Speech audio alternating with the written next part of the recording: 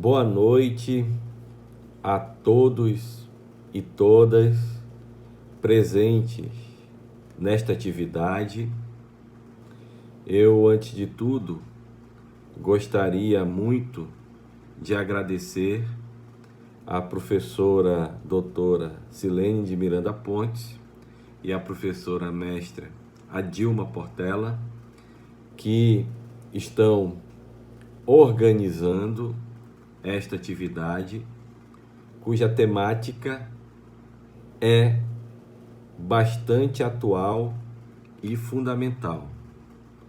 Discutir políticas de ações afirmativas numa sociedade que ainda apresenta problemas sociais variados, dentre eles a própria questão do racismo, do preconceito, e pensar historicamente em tais questões para entender como os grupos que foram atingidos por uma série de políticas que acabaram os excluindo da sociedade ao longo de tempos, entender como esses grupos se movimentaram, se organizaram em associações mais variadas, colocaram em prática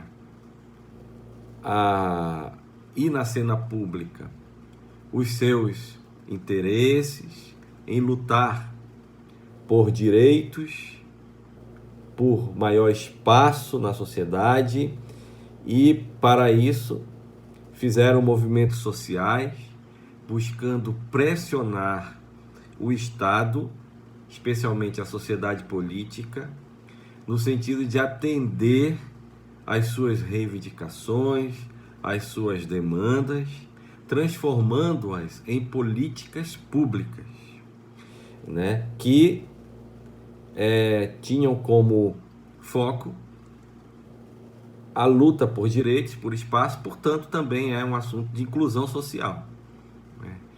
E é um tema, como disse, atual e importante, sobretudo pelo fato de termos visto nos últimos anos, né, uma série de ações de grupos específicos que estavam por dentro dos espaços de decisão política, portanto, por dentro do Estado, criando uma série de ações que, em vez de assegurar e ampliar direitos, que em vez de ampliar espaços, acabou por diminuí-los e até mesmo retirar direitos.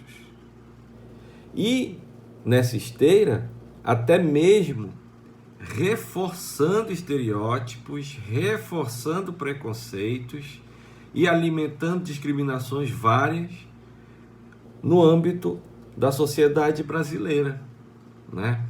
Quem não se lembra de como a população afrodescendente era tratada há alguns anos atrás, né? A ponto de ser denominada não por termos dignos, mas por termos altamente condenados, como arrobas, pesam tantos quilos de arrobas, né?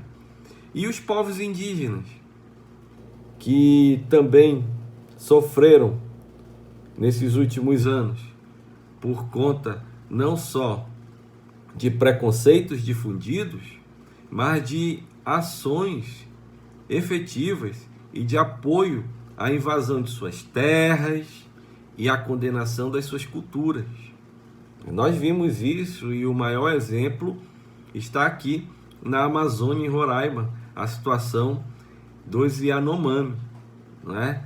Então veja como o tema é atual, né? Então, nesse sentido, quero agradecer muito ao convite e ter a oportunidade de falar um pouco sobre movimentos sociais, sobre políticas de ações afirmativas e, consequentemente, sobre a história do nosso país, porque para entender, né, muito do que nós começamos a falar, temos que nos voltar para a história.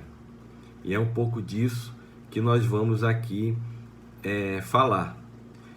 Dizer também, antes de efetivamente iniciar a nossa fala, que eu não pude marcar presença fisicamente no evento por conta do voo da Azul que foi cancelado, né? E infelizmente ficou impossível a presença hoje à noite aqui com vocês. Mas estamos aqui fazendo um esforço e o uso de tecnologia para que a palestra ela seja executada, ela seja realizada, mesmo que por meios tecnológicos, né? Então, só justificando porque estou em vídeo e não fisicamente com vocês. Então, vamos ao que interessa. O primeiro ponto a sublinhar diz respeito à nossa história, à história do nosso país. Se nós pensarmos em termos culturais, a formação da cultura nacional e muito dos nossos comportamentos, da nossa culinária, da nossa conduta, do nosso modo de sentir e pensar, tem a ver com a contribuição de 3 matrizes culturais: a matriz cultural indígena, a matriz cultural africana e a matriz cultural europeia. Somos frutos, culturalmente, dessas 3 matrizes culturais. Então, a cultura nacional brasileira, ela foi formada a partir dessas 3 matrizes culturais. Portanto, nós podemos dizer que a cultura brasileira, ela é plural, ela é rica, justamente por ter se formado a partir dessa diversidade cultural. A marca da cultura brasileira é a diversidade cultural e social. E nós podemos observar isso olhando para o nosso país. Se nós pensarmos na região norte, a matriz cultural indígena é muito forte. Se nós pensarmos, por exemplo, em parte do Nordeste, e aí considerando a Bahia, né, Maranhão, parte do Sudeste, observando, por exemplo, Minas Gerais, hoje, você percebe uma cultura de matriz africana muito forte. No Rio de Janeiro, por exemplo, também, né? E se nós olharmos para a região sul, observamos uma matriz cultural europeia muito forte. De qualquer modo, o exemplo que estou aqui recorrendo é apenas para demonstrar como, em determinadas regiões, há predominância, há uma certa força de uma dessas 3 matrizes culturais. Na região norte, a matriz cultural indígena, parte do Nordeste e do Sudeste, a matriz cultural africana, e no Sul, a matriz cultural europeia.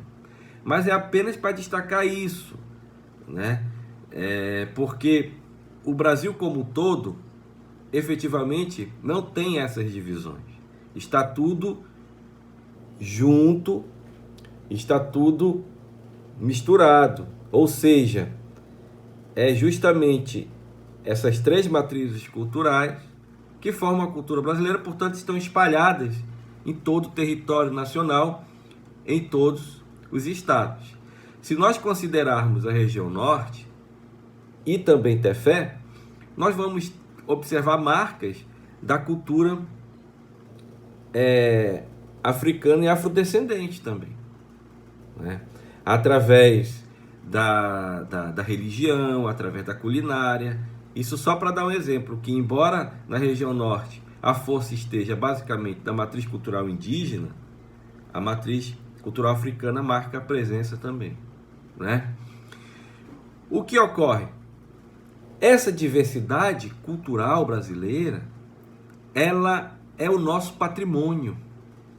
Justamente essa diversidade que é o nosso patrimônio. E nós devemos respeitá-la, nós devemos cultivá-la, nós devemos entendê-la, né? E nós devemos preservá-la. Porém, ao longo da história do país, nos deparamos com algumas situações que valorizaram em demasia a cultura de matriz europeia. E nós conseguimos compreender isso mergulhando na história do nosso país. Se nós entendermos que o Brasil, em termos de Estado Nacional, é recente, ele remonta a 1822 para cá.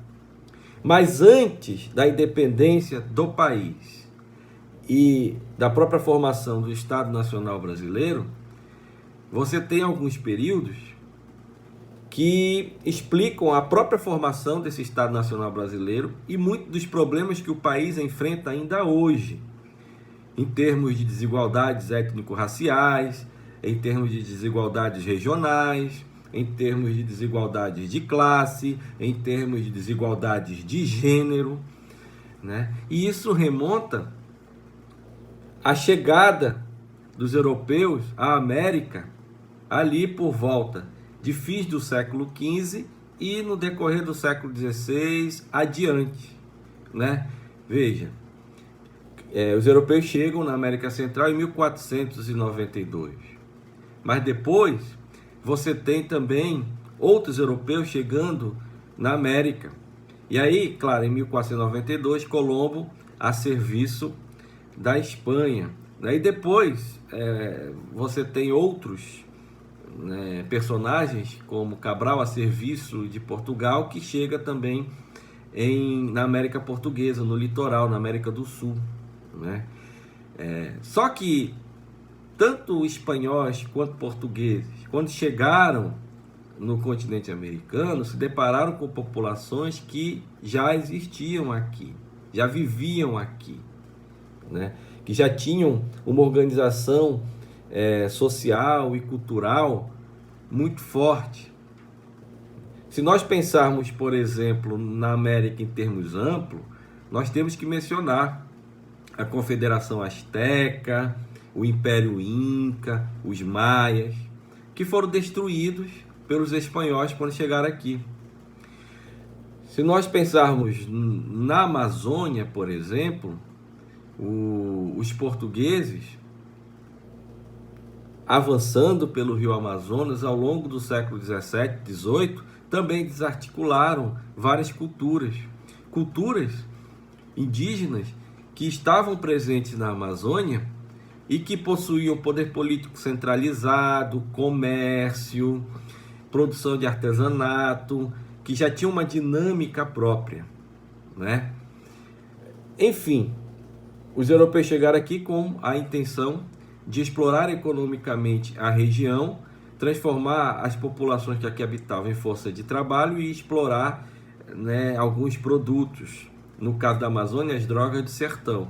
No caso da América Espanhola, principalmente ali nos Andes, né, você tem minérios e outros produtos mais, além de uma tentativa de desenvolver produtos agrícolas utilizando a força de trabalho indígena e africana, inclusive escravizando-os, né? Então, vejam bem, por esse interesse, você tem aí um conflito entre as sociedades europeias e os povos indígenas, com forte impacto aos povos indígenas. Muitas culturas vão ser dizimadas, outras vão ser desarticuladas, enfim, surge um novo mundo, um mundo colonial, onde os povos indígenas vão resistir, vão enfrentar, vão guerrear contra os portugueses, contra os espanhóis, vão sobreviver. E é bom que se diga isso. A resistência indígena foi implacável, implacável a tal ponto de hoje os povos indígenas estarem aí, aumentando em números, defendendo a sua cultura, defendendo, né, os seus territórios, ainda de invasões e ainda de processos que desqualificam os seus modos de vida, mas estão lutando. Assim como, né, a população afrodescendente luta por direitos que lhe foram negados desde da escravidão como instituição e dos processos de escravização até a luta hoje ainda por uma mentalidade que reproduz, né, esses estereótipos e preconceitos. Mas voltando um pouco à história do Brasil, né? Então você tem aí esse período que ficou denominado de período colonial. E o que nesse período os europeus fizeram? A partir da sua visão, de uma visão em que a cultura europeia era considerada superior, e aí nós podemos falar de uma visão etnocêntrica, as populações indígenas foram vistas como culturas menores, inferiores, né, que precisavam ser eliminadas a partir da integração dessa população à cultura europeia. Então, durante o período colonial, foram vários os projetos que buscavam eliminar a cultura indígena e integrar essas culturas à sociedade metropolitana, né? E até mesmo no período imperial e republicano se tentou incorporar as sociedades indígenas como trabalhadores nacionais, negando a essas sociedades os seus modos de vida e as suas culturas, né? E no caso da população afrodescendente, você tem aí séculos de escravidão, né? A população africana arrancada do seu continente por meio do tráfico negreiro e inseridas na América, né, a partir de processos de escravização. E aí você tem a escravidão como instituição, a força de trabalho escrava africana, né? E depois todo um processo de luta que culminou lá no Império Brasileiro com a abolição da escravidão. Mas vejam só, de qualquer forma, considerando a população escrava africana e a população indígena, os europeus, na visão etnocêntrica, desqualificavam os povos indígenas e, claro, os povos africanos que estavam ali submetidos à escravidão, né? E isso no período colonial, quando o processo de independência ocorreu e o Estado Nacional Brasileiro se formou a partir de um regime imperial, você tem a permanência dessas estruturas coloniais. Você tem a permanência da escravidão, por exemplo, ao longo do século XIX, basicamente todo, né? Já no Brasil, o Brasil imperial. Então o Brasil imperial vai manter a escravidão. E o Brasil imperial vai lidar com os povos indígenas de uma forma muito dura, buscando ou eliminá-los fisicamente, né, ou incorporá-los à sociedade nacional como trabalhadores nacionais a partir de projetos de integração nacional direcionados a esses povos indígenas. Ou seja, tanto as culturas indígenas quanto a população africana e as culturas africanas, elas vão ser condenadas, elas vão ser consideradas como menores, inferiores, que precisavam ser eliminadas. Não é à toa que no Império Brasileiro, como política de Estado, se buscou o embranquecimento da população. A cultura valorizada era a cultura europeia, e tudo que não fizesse parte dessa cultura europeia deveria ser eliminada. Então você tem aí um processo de mestiçagem com a finalidade de embranquecer a população, né? Então, vamos incentivar aí essas misturas para embranquecer essa população.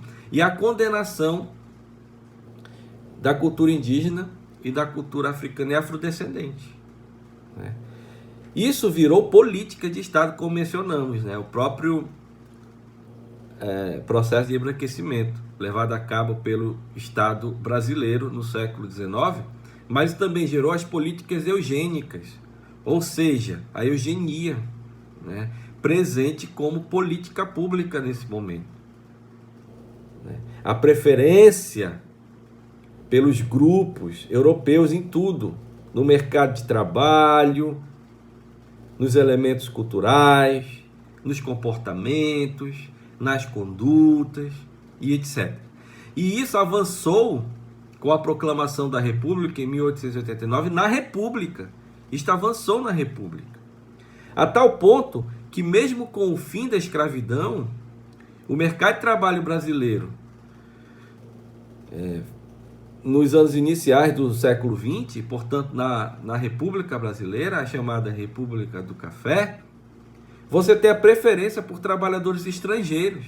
O patronato, nesse momento, vai dizer que o trabalhador estrangeiro, ele era disciplinado, voltado ao trabalho, era produtivo, enquanto que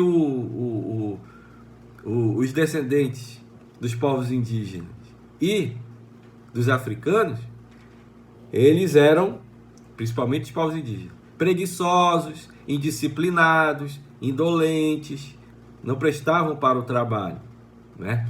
E no caso dos afrodescendentes, uma série de preconceitos e de discriminações que vinham da escravidão.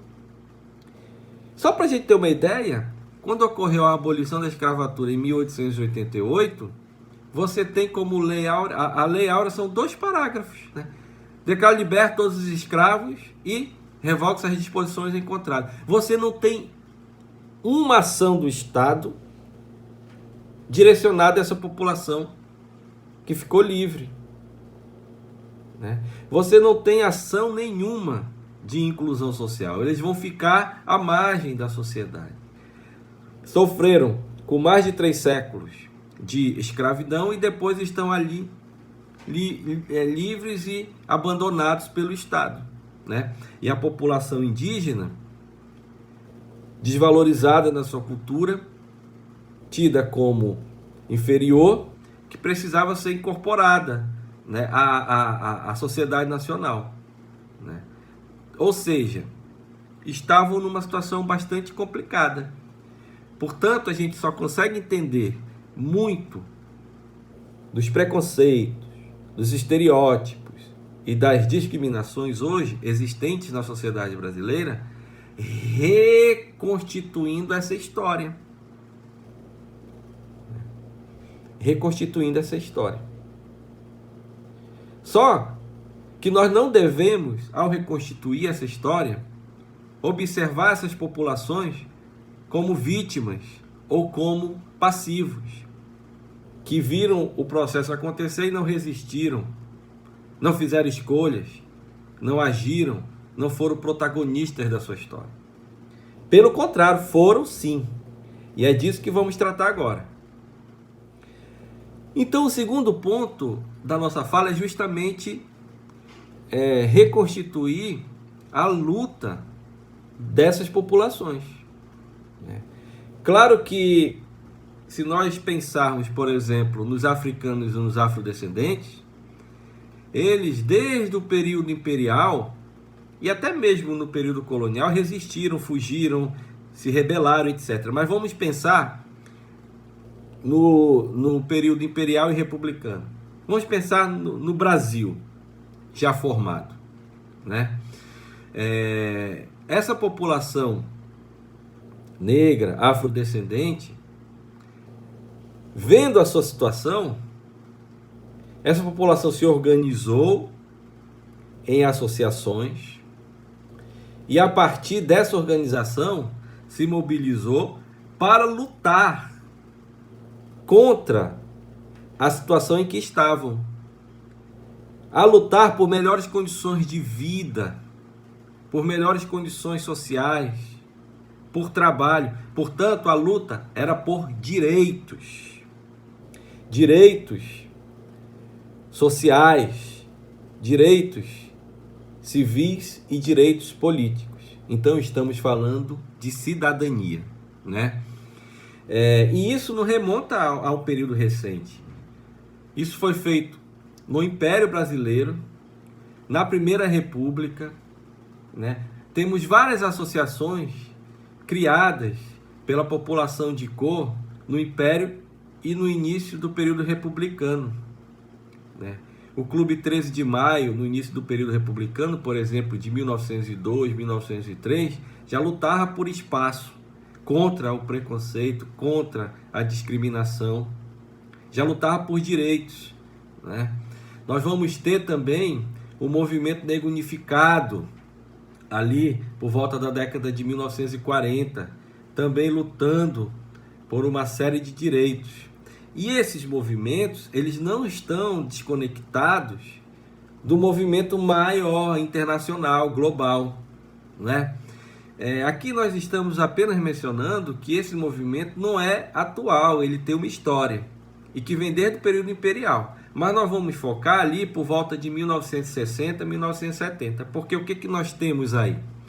Nós temos os movimentos de descolonização nacional na África, e aí é no âmbito internacional, né? E nós temos também uma série de intelectuais, aí entre historiadores também africanos, que vão começar a criticar a história etnocêntrica, a própria visão etnocêntrica, né? E propor uma história da África que considere a diáspora e as contribuições culturais que os africanos acabaram legando ao mundo. Não é somente a América, mas é também a Europa, a Ásia, ao mundo. Para onde esses africanos foram introduzidos, levaram consigo a sua cultura e contribuíram enormemente, né, com outras culturas. E é disso que os historiadores africanos passaram a focar, né? Mas não só isso. É um movimento internacional que buscava reparações sociais ao continente africano e seus países, mas também a todos aqueles africanos em outros países e os afrodescendentes, né? Então, era um movimento internacional que se materializou também em vários países. No Brasil ele esteve presente, lutando por políticas de reparações sociais, né? E dentro dessas políticas de reparações sociais, no primeiro momento, você tem a criminalização do racismo, o sistema de inclusão social por meio de cotas, a introdução nos currículos escolares de história da África e também dos afrodescendentes, né? Então, veja, é um conjunto de ações que esse movimento vai lutar para que essas ações se consubstanciassem em políticas públicas para atender a esses interesses, aos interesses desses movimentos, né? Focando no Brasil. No Brasil esse movimento vai ser muito forte. E não é à toa que o movimento negro no Brasil vai justamente conseguir, a partir das suas ações, e aí nós estamos falando de movimento social, que é o movimento negro, a sua mobilização, os seus protestos, né? A imprensa em que eles acabaram criando, mas que também acabaram participando para levar essa demanda para a cena pública, para a opinião pública. Então você tem um esforço ali coletivo de movimento social para tratar destas questões.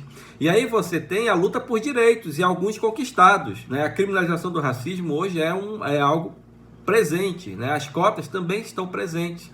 E a introdução da história da África e cultura afro-brasileira nos currículos escolares, tanto da educação básica quanto do nível superior, e aí no nível superior a formação de professor, considerando essas questões de pesquisas, de livro didático, paradidático e etc., hoje são presentes, graças a esses movimentos, né?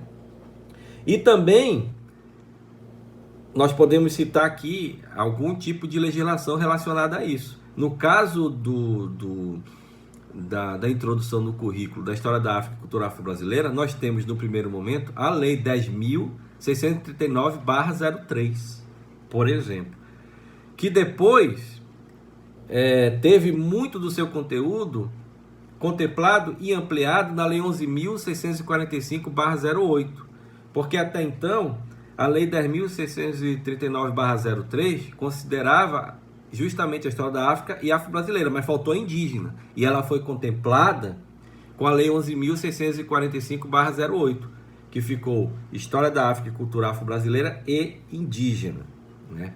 E nós não podemos também negar aqui o próprio movimento indígena. Aliás, os povos indígenas resistiram também a séculos de tentativas de dominação, tanto no período colonial como no período imperial e republicano, né? Se nós pensarmos no período colonial, os Mura, por exemplo, foram um calo no calcanhar em relação aos portugueses. Guerrearam contra os portugueses, mataram muitos portugueses pelo Rio Madeira, pelo Rio Amazonas, né? Os portugueses temiam os Mura, né? Só para destacar a resistência indígena, né? E, claro, né, fruto dessa resistência, os povos indígenas estão hoje aí lutando por seus interesses. E em 1980, sobretudo 1970 e 80, se organizaram em federações, em confederações, e na Constituinte de 88, por força da pressão do movimento organizado indígena, eles conseguiram assegurar na Constituição o direito à diferença, aos seus processos próprios de aprendizagem, né? E a partir da Constituição de 88, você tem então isso enquanto direito conquistado pelos povos indígenas.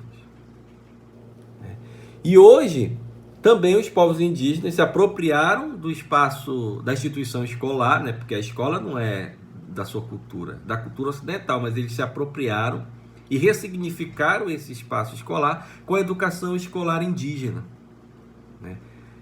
Que valoriza a sua cultura, reconstitui parte da cultura, mas também é uma janela aberta para entender os códigos culturais, o conhecimento da sociedade não índia, porque os povos indígenas necessitam desse conhecimento para lutar pelas suas terras, para acessar o sistema jurídico brasileiro, né, o ordenamento jurídico brasileiro, para lutar pelos seus interesses, né, para fazer a sua luta, inclusive para conquistar direitos, assegurar os já existentes e conquistar mais direitos.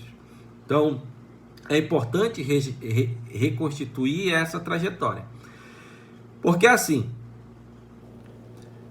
a população africana e afrodescendente conseguiu conquistar direitos a partir da sua mobilização, a partir do seu movimento social e da pressão que esse movimento exerceu sobre o Estado.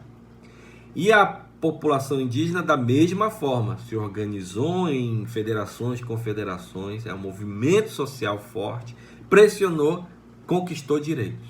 Então aqui ninguém pode negar que há uma forte presença e em termos de conquistas para se pensar.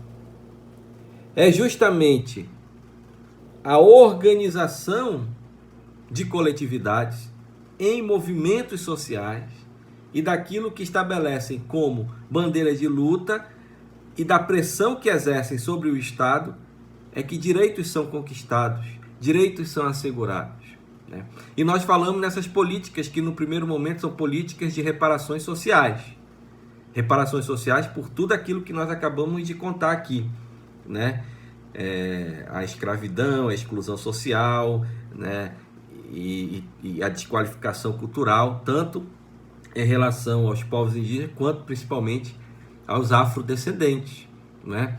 Então era no sentido de reparar socialmente aquilo que historicamente esses grupos sofreram de exclusão social, de perdas, de sofrimentos, etc. Mas hoje, esse nome, política de reparação social, ele foi modificado para políticas de ações afirmativas. Então, pensar em movimento social, em impressão e luta por políticas de ações afirmativas. Nós temos esses exemplos aí, mas precisamos avançar muito. Porque essas políticas de ações afirmativas, elas precisam também ser ampliadas, por exemplo, porque o nosso país, você tem problemas de desigualdade de gênero, né? Então, você imagina a luta das mulheres, né? Há séculos atrás, a sociedade patriarcal relegava à mulher o espaço privado. E as mulheres, a partir do seu movimento, a partir dos seus interesses, buscaram então avançar e conquistar o espaço público. Ainda há muito o que avançar, né? Mas as conquistas também foram importantes, né? Então nós estamos falando de movimento social das mulheres, de luta por direitos, né?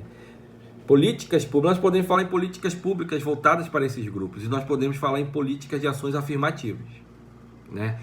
Também nós temos a população LGBTQI+, que também sofrem com uma série de preconceitos, discriminações, ações de intolerâncias e ódios, né? E que se organizam e lutam também por direitos, né?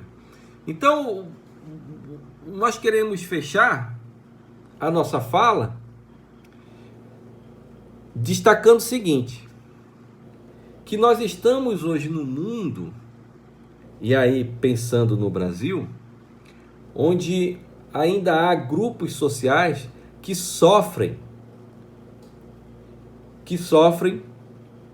com perseguições, com intolerâncias, e que, por exclusões sociais, e que pensam no seu lugar nesse mundo, e que querem melhorar as suas condições de vida, de trabalho, e que lutam por isso.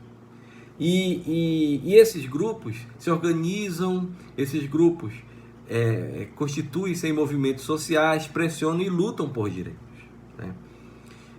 Lutam por direitos. Então pressionam o Estado em prol de políticas públicas que atendam a esses interesses, que atendam às suas demandas, que atendam às suas reivindicações. E isso é importante dizer, né? Agora, e aí todos esses grupos que mencionamos aqui, desde a população afrodescendente, indígena, né, somando-se com as mulheres, com o movimento LGBTQI a mais, e etc. De qualquer forma, nós temos que pensar como que o espaço educacional pode contribuir nesse processo. Porque a escola e a própria universidade são locais de formação acadêmica, profissional, mas formação também cidadã. Se fala em cidadania, se busca formar cidadãos críticos, consciências críticas, atuantes na sociedade, que busquem, né, uma sociedade mais justa, mais igualitária, mais inclusiva, né? Então, como utilizar o espaço escolar, seja a nível médio ou superior, para atender a esta finalidade, para tocar e problematizar essas questões que estão tão presentes na nossa sociedade ainda, que é preciso enfrentar efetivamente, bater de frente com estes pontos, né? Então é justamente pensando em trazer textos, problematizar textos, conteúdos que versem sobre essas temáticas, né? E a ação do professor, enquanto ação política, porque já dizia Paulo Freire, toda ação pedagógica é também política, não há ação pedagógica que não seja política, é que nós temos então que fazer as nossas escolhas, que agir e que contemplar esse debate, né?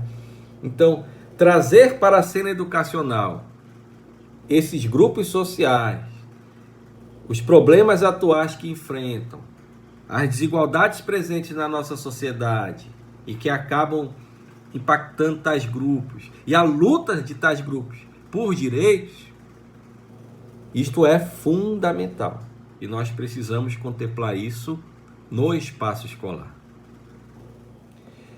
Gente, então, o que nós procuramos fazer é, a partir de 2 pontos, refletir um pouco sobre algumas questões que ainda estão presentes na sociedade brasileira e que precisam ser encaradas de frente, né?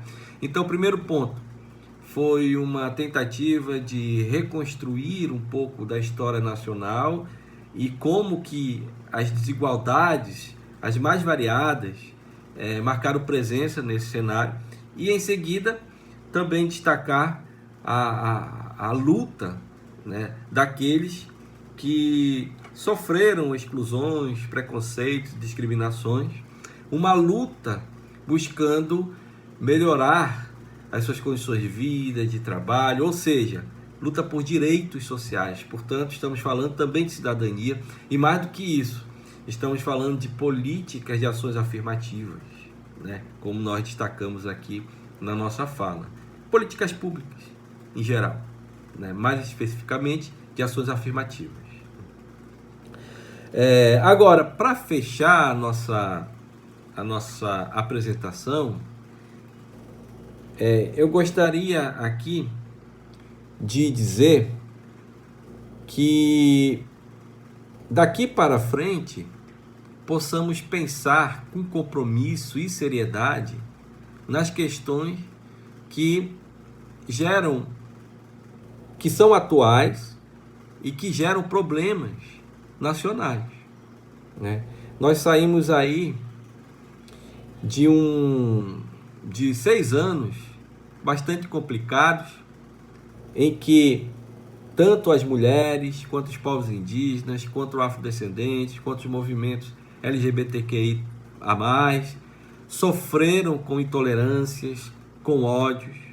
Muitos morreram por conta disso, outros foram perseguidos, presos, outros fugiram para outros países.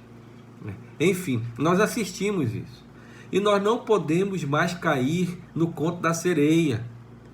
O patrimônio cultural brasileiro é justamente o respeito à diferença.